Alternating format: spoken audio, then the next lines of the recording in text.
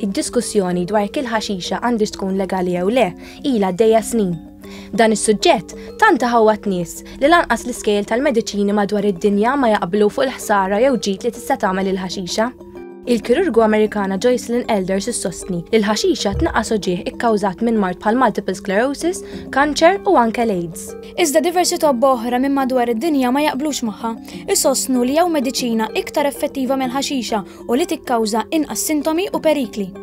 Skont l-Uffiċċju Nazzjonali tad-Droga fl-Amerika, il-ħaxixa tagħmel ħsara kbira lill-qalb, il-moħħ, il-pulmun u anke lis-sistema immunitarja tal-bniedem. Iżda l-professur Lester Grinspoon mill-Iskola tal-Mediċina ta' Harvard jgħid li l-evidenza li l-ħaxixa tagħmel ħsara kbira hija vera minima. Il-professur ikompli jgħid li għalkemm il-kannabis ilha tiġi mpejpa aktar minn 40 sena, sissa ma ġewx irrapportati każi ta' kanċer tal-pulmun ikkawżati mill-kannabis.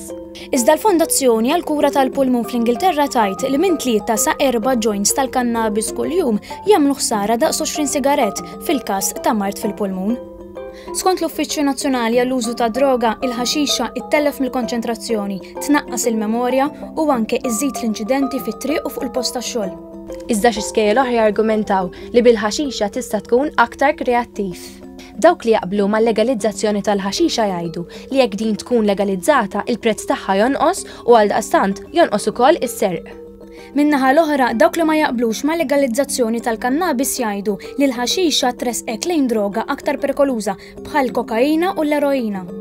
Legali tfisser permess biex it-tfal tagħna jibdew ipejpuha minn kmieni, jiġifieri l-ħaxixa tispiċċa f'idejhom faċilment. Iżda dawk li jaqblu li l-ħaxixa tkun legali jargumentaw li jekk nillegalizzawha tista' tkun aktar pura, irregolata u kontrollata.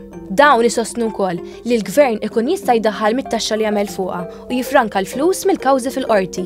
Tfisser ukoll li l-barrunijiet ta' droga jonqsilhom il-business. Ħafna jsostnu li jekk issa nillegalizzaw il-ħaxixa sa ftit snin oħra nkunu qed niġġieldu biex nillegalizzaw kollox. U inx taħseb?